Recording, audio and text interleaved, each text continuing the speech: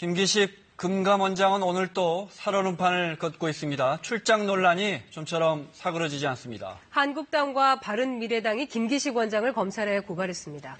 또 각 당의 6월 지방선거 대진표도 속속 드러내고 있는데요. 강신업 변호사 그리고 인하대 정책대학원 박상병 초빙 교수와 함께 얘기 나눠보겠습니다. 어서 오십시오. 어서 오세요. 네, 안녕하십니까. 네, 안녕하세요. 김기식 금감원장 결국 자유한국당과 바른미래당이 검찰에 고발을 했습니다. 네. 혐의가 뇌물과 직권남용이네요. 네, 거기다가 공직자윤리법, 또 최근에는 정치자금법 위반할 수 있다. 지금 이 얘기인데, 그러니까 카수도 좀 제가 하나씩 늘어나고 있는 것 같아요. 아직은 의혹이고 또 본인은 이와 관련해서 공적인 의무라 얘기를 합니다만은 이제 이 문제가 왜 큰 문제가 되냐면은 크게 두 가지 문제가 있어요. 하나는 국회의원으로서의 피감기관에 돈으로 외국에 출장한 것이 맞는 것인가 근본적인 문제 하나 있는 것이고 또 이 과정 속에서 과연 같이 갔던 그 비서하고 그 돈이 전체적으로 업무상 적절한 것인가 두 가지 문제가 있는 거거든요. 지금 바른미래당과 자유한국당이 앞서 검찰을 고발했다 하지 않습니까? 이제 검찰 수사 들어가겠습니다만 전체적으로 제가 보더라도 이 문제는 도덕성 문제가 가장 큰데 법률적인 문제를 가기 전에 도덕성 문제로 김기식 금감원장이 좀 고민을 할 때가 되지 않았겠느냐. 갈수록 감당하기 더 어려운 국면으로 가고 있는 것 같습니다. 네. 일단 그래도 고발이 들어왔기 때문에 이제 검찰이 오늘부터 수사에 착수를 했는데요. 검찰에서 어떤 부분을 따져보게 될까요? 네, 일단 이제 배당을 하고 바로 수사에 착수한다고 발표를 했죠. 먼저 이제 뇌물죄가 이제 문제가 되는 건데요. 크게 보면 결국 이제 지금 받고 있는 혐의가 뭔지 이제 따져봐야 됩니다. 그래서 2박 3일 동안 우즈베키스탄을 여행하고 한국 거래소로부터 그 경비를 받았다는 게 하나 있고요. 네. 그다음에 2박 4일 동안 중국과 인도를 여행하고 우리 은행으로부터 그 경비를 받았다는 게 있고요. 그다음에 9박 10일 동안 대외경제정책연구원이죠. 여기로부터 또 이제 경비를 받았다는 것이 있습니다. 9박 10일 동안 이때는 미국과 유럽을 이제 여행했다는 것입니다. 이거와 관련해가지고 이것이 과연 정당한 의정 활동으로 볼 수 있는지, 그러니까 출장을 가가지고서 한 일을 이제 봐야 됩니다. 그제 공적 업무를 했다면 그것은 의정 활동의 일환이니까 그것은 뭐 뇌물이라고 볼 수가 없겠죠. 네. 그런데 거기 가가지고 공적 활동을 하지 않고 여행이라든가 이런 사적 활동을 했다면 그것은 피감기관으로부터 돈을 받고 그리고 어떤 대가성 이것도 따져봐야 됩니다만은 현안적인 어떤 문제가 있었는지 이걸 따져봐야 됩니다.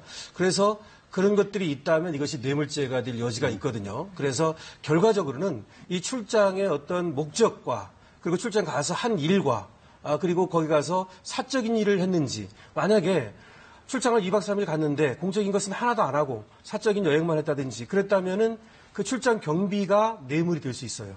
그래서 이제 그런 것들을 따져봐야 됩니다. 될 수도 있다. 네. 알겠습니다. 자, 그러면 외유성 출장 논란에 쌓인 김기식 신임 금감원장의 이야기를 좀 들어보겠습니다. 김기식 원장은 그러니까 그러니까 출장이 국민들 눈높이에는 맞지 않았다 이렇게 유감 표명을 했지만 그렇다고 피감기관을 그때 국회의원을 할 때 뭐 잘 봐준 건 절대 없었다 이런 입장입니다. 보시겠습니다. 다만 이것이 무슨 업무와 상관없는 외유성이라든가 혹은 로비성 외유 아니냐라는 비판에 대해서는 피감기관으로부터 로비를 받아서 봐준 거 아니냐? 예, 그것은 전혀 아니다라는 점을 좀 말씀드리고 싶습니다. 대외경제연구원 출장 뒤에 대외경제연구원이 원했던 유럽 사무소 예산은 전액 제가 다 삭감을 했었고요. 대가와 관련된 이런 것보다는 오히려 더 엄격하게 했었고요. 또 우즈벡 관계와 관련해서 당시 한국거래소의 이 지주회사 관련 법안과 관련돼서 로비 아니냐 그런데 오히려 그 뒤에도 제가 그 법안에 대해서는 이 한국거래소의 공적 기능과 관련해서 원안 통과에 반대했기 때문에 어떤 이번 출장과 어떤 로비 이런 문제하고는 전혀 관련이 없고요. 또 가서도 저희 출장 목적에 맞게 업무를 진행했다. 여러 일정들이 뭐 나오고 있는데 다 밝혀진 건 아니지만 그래도 뭐랄까 어디 관광하거나 이런 일정보다는 분명히 거기를 둘러본 일정이 지금까지 나온 걸로는 많은 것 같습니다. 일과 관련돼서. 그런데 문제는 과거에 국회의원 당시에 이런 로비성 출판에 대해서 매우 비판적이었잖아요. 그렇죠. 김기식 원장은 과거에 야당 의원일 때, 그때 야당이었죠. 산하기관의 이른바 외유성 접대에 대해서 아주 강하게 질타한 내용이 와 있습니다. 실제로 그럴 수밖에 없는 것이 김기식 원장 과거에 참여연대 출신이에요. 우리 사회, 특히 이 공직자에 대해서 감시를 주업으로 했던 참여연대 출신이기 때문에 그런 강한 톤을 갈 수밖에 없었던 것이고 실제로 그렇게 해왔습니다. 어쩌면 이번에도 금융감독원장으로서는 아주 강한 임무를 기용했다고 볼 수가 있는 대목이죠. 그런 거고 그러한 김기식 원장이 자신이 국회의원 시절에는 피감기관의 돈으로 외국에 출장을 갔다. 이것도요, 흔치 않습니다. 국회의원이 피감기관이 모임하는 식사 자리에도 잘 안 갑니다. 그렇습니까? 또 한때는 출판 기념회를 할 때 피감기관에 있는 관계자들이 오는 것도 부담스러웠습니다. 근데 이분 같은 경우는 그것이 아니라 몇 천만 원의 돈을 들여서 피감기관의 돈으로 외국에 출장을 갔다고 하니까요. 뭐 외유서에는 말씀 안 쓰겠습니다만 이것도 따지고 보면 이거는 범죄 행위가 될 수가 있는 대목이거든요. 그런 측면이 있는 것이고 또 하나는 이것이 일반적인 관행이 아닙니다. 국회에서 이렇게 돼버리면 이걸 일반적인 관행이라고 얘기하면 대부분의 정직과 국회의원들을 저는 모독하는 바람이라고 생각해요.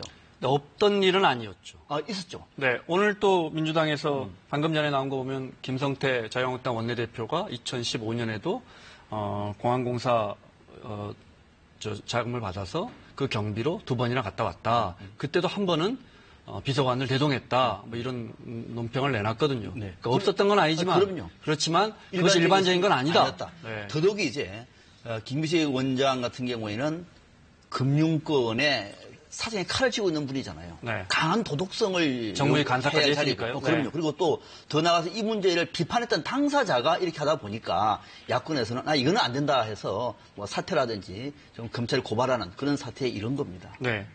그리고 이제 방금 잠깐 이야기 나왔지만 왜 인턴 비서를 데리고 가느냐 그런 출장에 뭐 사급 보좌관도 아니고 이런 논란이 있었습니다. 전효우 의원이 전 의원이 인턴 보좌관이 또 왜 비즈니스석 타고 갔느냐 뭐 이런 지적도 했던데 그건 아니라고 그건 아니라고 것 들어갔고요. 같아요. 네, 이코노미스가 탔다고 네. 얘기하는데요. 문제는 보통 이제 보좌관을 이렇게 동행을 하는 경우는 많지 않답니다. 자기 돈으로 가는 것이 아니고 여러 가지 피감기관 돈을 받아서 가는 경우는요. 간다 하더라도 꼭 필요했느냐에 이제 문제가 되겠죠. 가서 어떤 일을 했느냐 이런 것도 이제 봐야 될 것이고요. 근데 만약에 그 인턴 직원이 반드시 필요가 없는데도 불구하고 사실 3천만 원이나 돈이 들었다는 거 아닙니까? 한 번에는. 그래서 그 외유성으로 갔다고 한다면 사실은 그 부분은 대가성이라든지 직무 관련성을 따져가지고 제3자 뇌물 제공죄가 될 여지가 있는 겁니다. 이제 그 인턴 직원 그 부분에 대해서는 말이죠. 네. 근데 여기도 역시 그 출장의 목적과 경위, 과정, 그리고 가서 한 일, 이런 것들을 따져가지고 어쩌면 이렇게 될 수 있어요. 전체 부분 중에서 일부만, 그러니까 예를 들어 3천만 원 중에서 2,500만 원은 정당하게 쓴 돈이다. 근데 500만 원은 정당하지 않다. 그러면 그 부분에 대해서 문제가 될 여지도 있어요. 네. 예, 그래서 앞으로 이거는 이제 수사가 시작됐기 때문에 결국 수사기관에서도 전체 사실관계를 먼저 따진 다음에 이제 법리를 적용해서 그 다음에 이제 뭐 기소가 되든 아니면 또 불기소가 되든 할 겁니다. 네. 그 인턴 비서도 좀 동행할 수 있죠. 비서가 남성, 여성을 가릴 필요도 없는 거죠. 네. 저는 맞다고 봅니다. 그런데 중요한 거는 인턴 비서를 데리고 갈 때 명분이 뭐였냐면은 2015년에는 그분이 전문가라고 얘기를 했어요. 전문가라서 데리고 왔다. 그럴 수 있는 것 아닙니까? 전문가인데 인턴이라 하더라도. 근데 2016년에는요. 그때는 전문가가 아니라 이 외국에 나가는 이 일을 기획한 당사자라서 같이 갔다.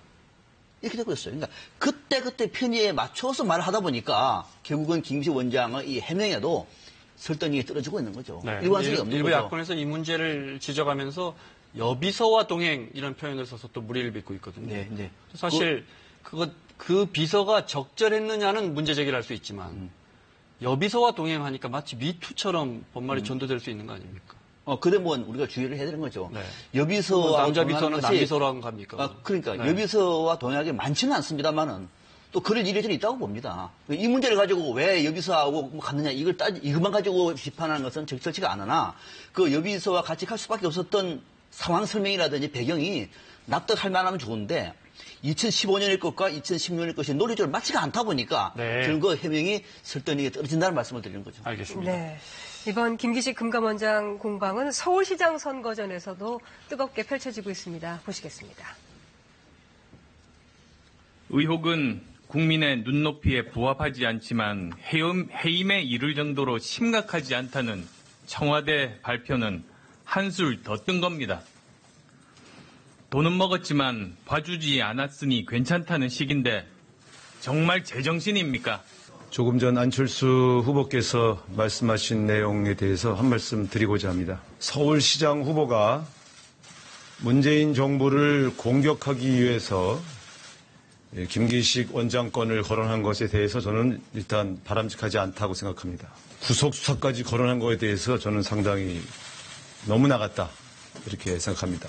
피감기관 돈으로 여성 인턴 대동해서 해외여행하고 해당 인턴은 1년도 안 돼 9급 정식 비서로 기용되고 7급으로 승진됐다는 이야기는 취업을 못해 가슴이 멍든 대한민국 청년들을 울리고 있습니다. 그 인턴 직원은 저도 잘 아는 뛰어난 인재입니다. 인턴은 영원히 인턴만 하고 능력이 있어도 계속 인턴으로 있어야 된다는 얘기입니까? 그것이야말로 오히려 청년들을 좌절시키는 발언 아닙니까? 네. 청와대에서는 오늘 오후에 또 재차 임명 철회 계획이 없다 이런 입장을 밝혔습니다. 네. 지금 아마 문재인 정부에서는 임명 철회하기 쉽지가 않을 거예요. 왜냐하면 여기서 꺾이면은 지방선거 또 그 이전에 남북관계 모든 면에서 야당한테 전체적으로 주도권에서 밀린다고 판단할 수가 있는 것이고 또 지금 금융개혁도 굉장히 중요한 포인트 아닙니까? 청와대하고 정부하고 지금 김기식 원장하고 금융위하고 연결되어 또 다 연결되어 있는데 여기서 한 축이 빠져버리면은 전체적으로 세팅을 다시 해야 되는 그런 문제가 생기기 때문에 임명철회는 할 수 없다 얘기를 합니다만 글쎄 제가 볼 때는 조만간에 아마 임명철회는 어렵다고 하더라도 김기식 원장 본인이 용단을 때릴 가능성이 높지 않겠느냐. 이대로 더 이상 가기는 상당히 무리라고 보여집니다. 네. 네. 이번에는 6.13 지방선거 관련 네. 좀 얘기를 해보겠습니다. 어제 자유한국당이 김문수 전 경기도지사를 서울시장 후보로 공식 추대했습니다. 네. 보시겠습니다. 저는 이 잔을 피하고 싶었습니다. 그러나 서울시장을 내지 못하는 자유한국당이라면 이 당은 해체돼야 된다. 보수 결집을 호소하며 자유한국당이 김문수 전 경기도지사를 서울시장 후보로 추대했습니다. 23년째 김문수 지사님을 모시고 정치를 쭉 해왔습니다. 그때나 지금이나 변함없이 나는 김문수를 보면 영혼이 맑은 남자 김문수라고 그렇게 생각을 합니다. 보수 우파를 결집시킬 수 있는 유일한 후보, 영혼이 맑은 남자 김문수라고. 김문수 전 지사는 첫 일정으로 김기식 금융감독원장을 비판하며 1인 시위에 나섰습니다. 시민운동권 출신 과거 김일성주의자들을 이렇게 금융감독원장으로 임명한다는 것은 해도 너무한 일입니다. 어떻게 들으셨습니까? 영원히 맑은 남자다라는 이야기도 나왔고 김기식 원장 김일성주의자다 라는 강한 표현도 나왔습니다. 보면 그동안의 홍준표 대표의 움직임이나 발언들을 보면 보수의 표를 확장시키기보다 오른쪽에 있는 보수들을 결집시키는 방향으로 가고 있는 것 같아요. 지금 굉장히 중요한 얘기를 사실 하고 있는 거죠. 지금 김문수 전 지사가 이번에 이제 서울시장 후보로 나오면서 먼저 1인 시위를 시작했다는 거, 이 김기식 금감원장에 대해서 말이죠. 이거는 지금 뭐 영혼이 맑은 남자, 그 다음에 또 김일성주의자 이런 얘기를 했지 않습니까? 이 얘기는 자유시장주의, 시장경제, 자유민주주의 이거 하고 그 다음에 지금 김기식 금감원장 같은 경우는 사실은 어쨌든 간에 이 자유시장 경제 이쪽에는 좀 대척되는 지점이 있다고 보는 것이죠. 그렇게 이제 구도를 만들고자 하는 것입니다. 이번에 이제 자유한국당 같은 경우는 설사 당선은 되지 않는다 하더라도 지금 집 나간 집토끼들을 불러 모으는 게 굉장히 중요합니다. 그러니까 설사 당선은 안 돼도 몇 퍼센트를 얻을지 이것이 중요한 것이고 그다음에 김문수 지사는 어쨌든 간에 과거에 노동운동도 했고 이런 사람 아닙니까? 그러다가 이제 전향을 해가지고 오히려 아주 그 자유주의 또는 시장경제의 전도사 역할을 하는 사람이란 말이죠. 그럼으로써 이렇게 대비를 시켜가지고 우파를 결집시키겠다는 뜻이 분명히 있는 것이고요. 그리고 저 구도는 어쨌든 자유한국당에는 저렇게 갈 수밖에 없는 것이 아닌가 이런 생각은 듭니다. 네. 네. 이렇게 되면 구도 말씀하셨으니까요. 네. 그럼 이제 뭐 여권의 한 명, 뭐 박원순 시장이 됐던, 뭐 박영선 의원이 됐던, 이제 우상호 의원이 됐던, 이제 안철수 전 대표 그리고 김문수 네. 전 지사 이렇게 되는데 민주당 입장에서는 이런 상황이 나쁘지는 않은 것 같아요. 구도로만 따지면. 그럼요. 네. 쉽게 말하면은 일여 다야 아닙니까? 네. 그러면 과거에는 무조건 이긴다고 보는 것이죠. 구도도 좋은데다가 또 요즘에 여론도 좋아요. 거의 문재인 정부 지지율이 당이 50%가 넘습니다. 이 정도 되면 민주당이요? 네. 민주당 당이요. 그러니까 이 정도 되면은 지금 여론조사 각종 여론조사를 우리가 종합해 보더라도 민주당에 누가 나와도 안철수, 김문수를 이기는 걸로 나오고 있습니다. 지금 상황은 그럴 수밖에 없는 것이죠. 그런데 중요한 거는요. 이 구도가 그대로 갈 것인가의 문제 하나. 이 구도로. 2달 동안에 이 구도 안 갑니다. 상당히 판이 흔들릴 가능성이 높고요. 네. 두 번째는 야권에서 과연 이 표가 우리가 생각한 것처럼 일여 다야처럼 다야 쪽으로 이게 분산될 것인지 아니면 막판에 표가 어느 한쪽으로 몰릴 것인지도 알 수 없습니다. 네. 국민들은 서울시장 선거를 굉장히 중요하게 보기 때문에 전체적으로 판세를 보고 난 다음에 나름대로 정무적인 판단하는 경우가 굉장히 많아요. 이번 서울시장 선거도 그런 굉장히 중요한 관전 포인트입니다. 네, 구도가 바뀔 것이라고 예측해 주셨어요. 네. 저는 이렇게 봅니다. 지금 사실은 당의 정체성 문제 아닙니까? 민주당은 정체성이 분명합니다. 그리고 자유한국당도 정체성을 분명히 하겠다는 뜻이 들어있는 것이고 이번에 이제 우파들을 모으겠다는 전략을 쓰고 있는 겁니다. 이렇게 되면 사실은 바른미래당이 이 정체성 부분에서 상당히 손실을 볼 가능성이 있어요. 그러니까 개인 후보로 본다면 그 당의 지지도보다 훨씬 높죠. 안철수 후보라고 하는 탁월한 후보가 있습니다. 하지만 당 대 당으로 당의 정체성 문제로 가게 된다면 바른미래당은 이 정체성을 확립하는데 상당히 아직까지는 말이죠. 향후는 어떻게 될지 모르겠습니다. 구도로 가게 되면 결국 바른미래당이나 안철수 후보가 좀 불리할 수 있다. 불리하게 될 수밖에 없다. 이렇게 봐서 진보와 보수로 나눠지게 그렇죠. 되는데. 네. 그래서 지금 이제 자유한국당의 이런 어떤 전략은 계속될 것으로 보이죠. 네. 관련해서 안철수 후보는 오늘 또 박원순 시장과 그러니까 박원순 후보가 될 거라는 거예요. 나와 1대1 구도가 될 것이다. 이런 이야기도 했습니다. 제주 쪽으로 가보겠습니다. 원희룡 제주지사가 바른미래당 고민하다가 탈퇴했습니다. 탈당했고 어제 이제 출마 선언까지 했거든요. 어떻게 보십니까? 당선 가능성까지 같이 여쭤볼까요? 그렇죠. 지금 이제 그까지 같이 가면 고민했을 겁니다. 네. 그러니까 원희룡 지사는 당초에 자유한국당에서 보수의 혁신을 외치고 바른정당으로 입당을 했었죠. 보수의 혁신을 기대를 하다가 실패했습니다. 거기서 나름대로 보수의 혁신을 외쳤던 사람들은 당시에 국민의당과 합류해가지고 더 큰 보수, 더 넓은 진영을 가고 있는데 원희룡 지사는 그 길은 내 길이 아니다라고 말하면서 고민 끝에 이제 탈당을 한 거거든요. 아마 바른 미래를 생각하고 있는 많은 지지자들은 기대를 했다고 얘기하면은 원희룡 지사한테 실망을 할 것 같고 기대를 하지 않았던 지지자들은 그럴 줄 알았다고 판단할 것 같아요. 저는 원희룡 지사가 탈당하려고 봤습니다. 왜? 딱 하나. 당선 가능성입니다. 제주도에는 무소속 후보가 경쟁력이 있습니다. 그동안에 된 적도 여러 차례 있었죠. 많고요. 네. 민주당을 안 간다고 얘기하면 자유한국당을 가겠습니까? 그게 또 정당 지지율은 바른미래당 높지가 않습니다. 그렇게 할 바에는 차라리 무소속으로 가서 전체적으로 범야권의 지지를 끌어안고 난 다음에 당선되고 난 다음에 어떤 정치적인 선택을 하더라도 나쁘지 않잖아요. 그런 판단을 한 거죠. 실리를 챙긴 겁니다. 근데 원희룡 후보로서는 이제 지금 지사죠. 그렇게 하는 것이 사실 당선 가능성이라는 점에서는 높은 건 사실입니다. 그런데 향후 멀리 본다면 말이죠. 어쩌면 그러려면 미리 탈당을 했어야 되는 것인데 이 바른미래당이 지지율이 오르지 않으니까 이 끝까지 지켜보다가 탈당을 했다고 지금 바른미래당에서는 비난을 하고 있거든요. 사실 그런 어떤 비난으로부터 자유롭지 못하기 때문에 더 큰 정치인으로 크기 위해서는 어쩌면 이번 어떤 이 그 선거가 굉장히 큰 어떤 하나의 시험대가 될 것이다. 또 이런 측면도 있습니다. 네. 그래서 뭐 구도상 무소속으로 출마하고 승리하게 되면 다시 바른미래당으로 이제 돌아가는 것으로 이렇게 알았는데 바른미래당은 지금 화가 많이 나 있는 상황이죠. 많이 나 있는 것 같습니다. 예. 네. 그 말은 당선된 다음에도 이분이 원희룡 지사가 우리 집으로 올 것 같지는 않다 이렇게 생각하는 그렇게 보는 겁니까? 것 같습니다. 왜냐하면 지금까지 사실은 눈치를 보다가 이 구도가 바른미래당으로 가는 것이 자기에게 도움이 되지 않는다고 보고 나간 것이라고 지금 비난을 하는 것이거든요. 그리고 그 점은 상당 부분 일리가 있습니다. 그렇기 때문에 당선은 모르겠습니다.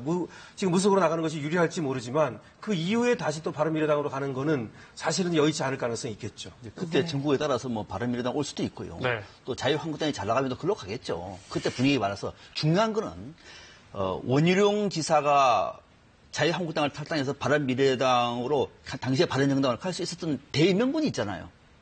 그건 보수의 혁신이었습니다. 그것이 원희룡 지사다운 얘기였죠. 그 보수의 혁신이 지금 어렵습니다.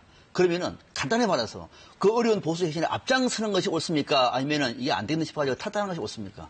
앞장서는 것이 맞는 것이요. 그 길에 앞장서서 자신을 던지는 것이 원희룡 지사다운 길이었는데 이렇게 가다가는 보니까는 떨어질 것 같으니까 탈당해버렸습니다. 당선됐습니다. 또 일로 또 만약에 바른미래당으로 입당한다고 얘기하면 그 명분이 뭘까요?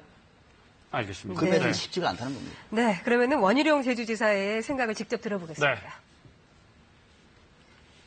정치를 시작하면서 가졌던 개혁 정치의 뜻을 현재의 정당 구조에서는 실현하기 어렵다는 결론을 내렸습니다. 현재의 특정 정당에 매이지 않고 당파적인 진영의 울타리도 뛰어넘겠습니다. 네, 당파적인 진영의 울타리를 뛰어넘겠다. 네, 이 부분이 상당히 관건인 것 같아요. 자유한국당과의 연대에 대해서도 문을 열어놨다고 볼 수도 있는 부분이고요. 제주에서 자유한국당도 후보를 내죠? 그럼요. 당연히 내죠. 네. 자유한국당의 제주지사뿐만 아니라 또 광역 의원이라든지 이쪽 분도 같이 있기 때문에 자유한국당의 후보를 안 내면은 굉장히 어렵습니다. 오히려 또 자유한국당 입장에서도 후보를 내서 나름대로 의미 있는 득표율을 내는 것이 제일 야당다운 노선 아니겠습니까? 저는 후보를 내려고 봅니다. 네, 그 시장, 군수, 구청장 문제가 있기 때문에 예를 들어 다른 모든 지역에서도 예를 들어 대표적으로 서울시 같은 경우에도 김문수 후보가 중간에 적기가 쉽지 않다고 그러더라고요. 그렇습니다. 그러니까 1번, 2번, 3번, 4번 쭉 나오고 그러는데 1번 후보가 비어 있습니다. 네, 비어 있으면 누구 찍 그럼 물론 1번 지금 안 찍죠. 현재로서는 2번이 될 가능성이 그렇습니다. 높은데요. 1번이든 네. 2번이든 3번이든 어느 후보 간에 5번이라도 해요. 네. 근데 제일 앞자리가 비어 있으면 비어있으면은 쭉 7개, 8개 선거를 쭉 해야 될 텐데 네. 쉽지 않기 때문에 후보를 보통 내죠. 네. 네. 화제를 또 좀 바꿔보겠습니다.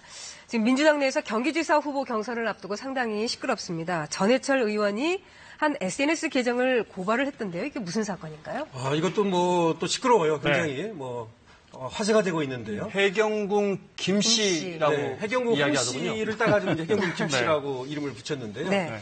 이 사람이 계속해서 전해철 의원을 비방했다는 거예요. SNS에다가. 네. 자한당과 손잡았다. 자유한국당을 말하는 거죠. 네. 그런 식으로 이제 하고 또 고 노무현 전 대통령이라든지 또 문재인 대통령이라든지 이런 전직 대통령이나 지금 현직 대통령을 이제 비난하는 이런 글도 올리고 그랬다는 것인데 이분의 이제 실체가 뭐냐 이겁니다. 그래서 여기에 대해서 지금 전해철 의원은 이재명 전 성남시장이죠. 의 부인이거나 또 그 측근 아닌가라고 하는 생각을 갖고 있는 겁니다. 그래가지고 이재명 전 시장한테 한번 우리 밝혀달라. 그래가지고 알아보자 이렇게 얘기를 했더니 이재명 시장이 이제 거부를 했어요. 그래서 이제 그걸 알아보기 위해서 고발을 할 수밖에 없다. 이렇게 돼서 고발이 됐고 경기도 선거관리위원회도 고발을 했거든요. 근데 경기도 선거관리위원회에서 바로 수원지검으로 넘겼어요. 이첩을 해가지고. 그래서 이제 검찰의 수사가 이루어지게 된 사건입니다. 그러면 HK 김이라는 아이디를 쓰는 사람이 이재명 전 시장의 부인인지 아닌지는 검찰 조사로 나오게 됩니까? 그렇죠. 해봐야 하는데, 근데 사실은 그 이제 아직 모르고요. 누군지는. 네. 트위터 계정이기 때문에 외국에 이제 또 서버가 있어서 그것이 완전히 가능할지 여부에 대해서는 의견이 좀 갈리고 있습니다. 자, 그러면 HK 김이라는 아이디를 쓰는 사람이 어떤 글들을 남겼길래 이렇게 논란인가 보겠습니다. HK 김 정의를 위하여라는 아이디를 쓰는 자한당과 손잡은 전해철은 어떻군요 하면서 이렇게 아주 강도 높은 비난을 한단 말이죠. 또 다른 게 있습니까? 볼까요? 네. 문 후보 대통령 되면 이게 이제 대선 한 4달 남겨놓고 있군요. 경선 할 때. 그렇군요. 그러니까 네. 그러면 꼭 노무현처럼 될 거니까 하면서 아주 저희가 사실 좀 가렸습니다. 너무 비난의 강도가 높아서요. 그러니까 누가 봐도 지금 여당 지지자는 아닌 것 같은데 근데 기본적으로 이제 친노 진영, 친문 진영을 아주 강도 높게 비난하고 있단 말이죠. 이렇게 볼 수 있어요. 저것이 이제 경선을 할 때는 문재인 당시 후보를 비난을 한 것이고요. 그다음에 사실은 여기 나오진 않았습니다만은 노무현 전 대통령을 비난하는 부분도 있거든요. 네, 그 거기에 부분 보겠습니다. 예, 보고 거기- 말씀 제가 질문 드릴게요. 네. 특히 전해철 의원을 아주 분노하게 만든 몇 개 트위터를 보겠습니다. 네, 저거죠. 네. 저기 지금 가렸습니다. 노무현 전 대통령의 이제 시신을 의미하는 나쁜 단어입니다. 네. 그런 얘기를 쓰면서 저기서는 안희정 전 지사하고 그 당시 후보하고 네. 문재인 후보가 노무현 전 대통령을 두고서 경쟁을 벌인다. 네. 그 얘기입니다. 저 얘기가. 네. 그래서 그렇게 싸잡아가지고 안희정 후보와 문재인 후보를 비난한 거죠. 네, 다음 트윗을 보겠습니다. 네, 그렇다면 저거는 경선을 할 때, 민주당 네. 경선을 할 때 이재명 후보 편인 누군가가 네. 저렇게 이제 하고 있는 것으로 볼 수 있는 거죠. 정리해보면 이런 거군요. 그러니까 지금의 여당, 당시의 야당을 비판하는 게 아니고 이재명 경선 당시에 그렇습니다. 지금도 근데 공교롭게도 이제 어떻게 보면 친문과 뭐 비문 계열의 그렇습니다. 이재명 전 시장이 이제 민주당 안에서 경선을 하고 있으니까요. 그러니까 이재명 시장을 지지하면서 저렇게 강도 높은 비난글이 들어섰는데, 네. 저 비난글이 이어졌는데 혹시 이 사람이 이재명 전 시장의 부인 아니냐? 그렇죠. 그걸 의심하는 이유는 뭡니까? HK 김이잖아요. 네. 이재명 후보의 부인이 김혜경이에요. 그래서 네티즌들이 그래서 이제 혹시나 그게 해경공 아니냐. 김씨라고 그 이름을 이유 붙여요. 하나만으로 그렇습니다. 해경이 혹시 아니냐 얘기고 네. 또 이렇게 그러니까 내용을 보면은 거의 뭐 완벽할 정도로 이재명 후보를 응원하는 편인 것 같아요. 네. 네. 그러니까 잘 아는 분인지 아니면은 말 그대로 골수 지지 편인지 모르겠습니다만은 그러니까 전체적으로 이름도 그런 데다가 지지하는 내용이 이른바 친문 또는 친노에 대해서는 아주 강한 적대감을 표시하고 있고 네. 이재명 후보에 대해서만큼은 또 절대적인 지지를 하고 있는 이런 상황이다 보니까 이런 거를 쓸 수 있는 데다가 또 하나가 뭐냐면은 이재명 후보의 이 사진 같은 거를 많이 올리지 않습니까? 네. 그 사진을 이재명 후보가 올린 것보다도 먼저 올리는 경우도 몇 번 있었다 그래요. 네. 그러면 아주 가까운 사이라고 생각하고 있는 거죠. 그러다 보니까 HK 김 이거 혹시 이재명 후보의 부인 아니냐라고 의혹을 했는데 그거는 지금 아닌 것 같아요. 네. 아닌데 그러면은 아니면 누구냐? 이 문제를 이제 밝히는데 여기에 따라서는 굉장히 큰 변수가 될 것 같습니다. 앞으로. 네. 뭐 제3자면은 큰 문제가 될 건 아닌 것 같습니다. 네티즌 수사대들이 굉장하잖아요. 그 네티즌 수사대들이 이제 수사를 해봤어요. 네. 그랬더니 뭐가 이제 맞아떨어졌냐면 저게 이제 08이라고 있지 않습니까? 네. 그것이 그 이재명 시장의 부인 네. 김혜경 씨의 생일이랍니다. 그 8월이. 아, 예. 8일이. 예, 저거. 네. 예, 08이라고 하는. 네. 8월 달이. 네. 그 그러니까 다음에 추측건데 HK 김이니까 김혜경이 아니냐. 예, 그렇게 보는 이재명 것이고요. 전 시장의 부인이고. 네, 그 다음에 피아노를 전공했다는 얘기를 했다는 겁니다. 네. 근데 이 지금 정의를 위하여라고 하는 이걸 쓰는 사람이 자기가 이제 피아노 한 거에서 나온답니다. 다음 저희가 준비한 트위터가 있는데요. 한번 보여주실래요? 네. 감기가 심했답니다.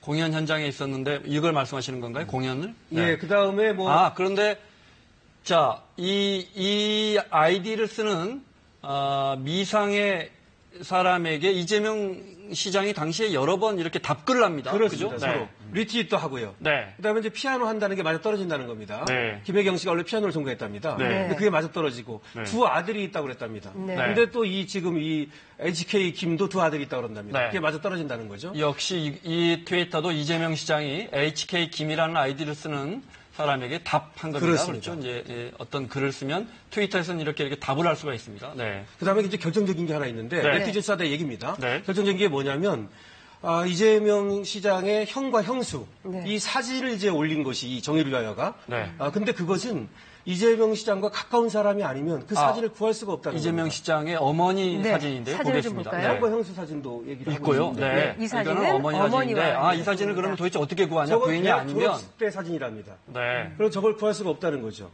만약에 부인이거나 측근이 아니라면 뭐 그런 얘기를 하고 있습니다. 그러니까 지금까지는 이제 네티즌 수사대의 얘기입니다. 주장인 거고 네.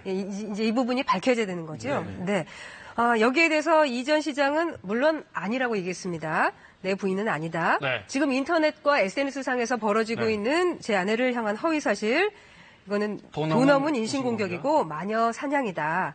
팩트의 전부가 이것은 아니고 저희 아내는 블로그나 트위터, 페이스북은 물론 인스타그램 같은 SNS 계정이 없고 네. 하지도 않습니다. 이것이 팩트의 전부입니다. 라고. 네, 전혀 그러니까 SNS를 하지 않는다라는 것을 먼저 얘기했고요. 다음 또 보겠습니다. 네. 그리고 이제 그 아래 글을 계속 보다 보면요. 네.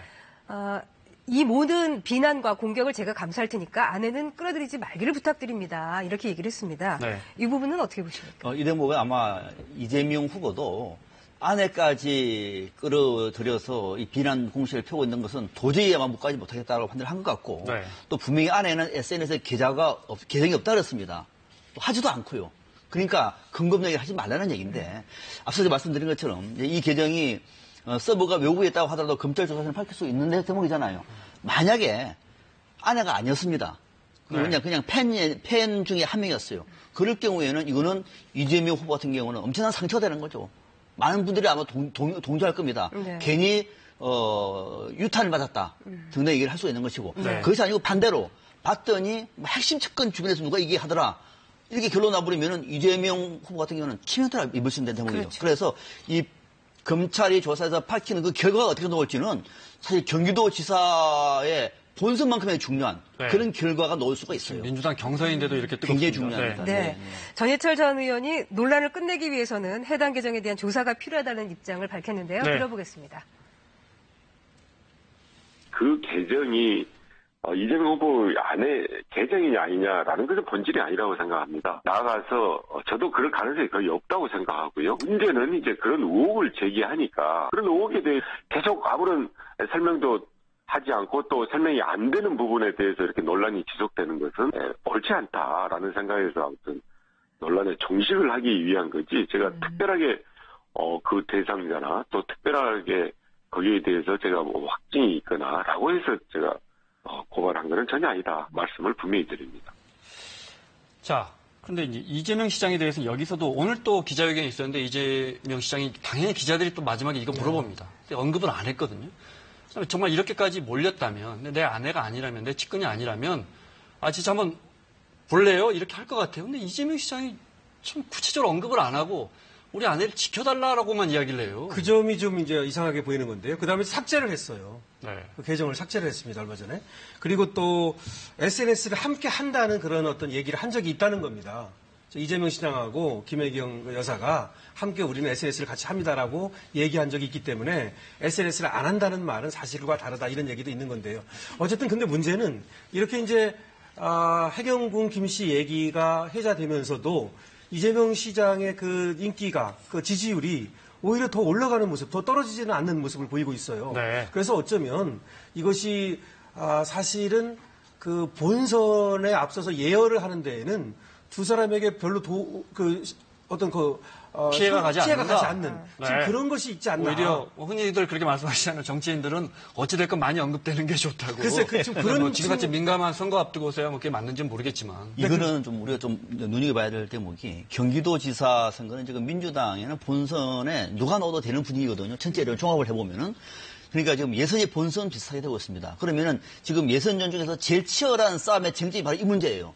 이 문제가 결과가 어떻게 나오냐. 크게 나오면은 부인이더라. 부인이 아니더라. 또는 전혀 모르는 그냥 팬이더라. 이 결과에 따라서는 전혀 다른 결과가 나올 수 있어요. 그러니까 이재명 후보 같은 경우에는 다 봤더니 부인이 아니더라. 라고 말하면은 전해철 후보 쪽에서는 굉장한 상처가 되는 거죠. 그렇지 않겠습니까? 아마 그런 측면에서 아니리라고 생각하는 여론이 많다 보니까 이런 상황에서도 전해철 후보에 대한 지지율이 좀 더 올라가지 않고 떨어지는 뭐 그런 분위기를 가고 있는 거죠. 결과적으로 민주당 경선이 친문 대 비문의 대결 그렇죠. 구도가 돼버리는 거예요. 어쩌면 저는 이렇게 봅니다. 박수민하고 조금 저 의견이 다른데요. 이것이 결국 해프닝으로 그칠 가능성이 많고요. 오히려 두 사람에게 본선에 갔을 때 이렇게 좀 예열을 해놓은 이런 효과가 있을 가능성도 있어서 그렇게 뭐 밝혀지기도 어려우려니와 밝혀진다 하더라도 이재명 시장이 그렇게 뭐 타격을 받을 것 같지도 않은 좀 그런 모습도 보입니다. 네, 밝혀지지 않을 가능성도 많다. 저는 좀 그런 생각도 네티즌들이 들고요. 아주 궁금해하는데 네, 여기까지 듣겠습니다. 자, 강신환 변호사, 인하대 박상병 초빙교수와 함께했습니다. 고맙습니다.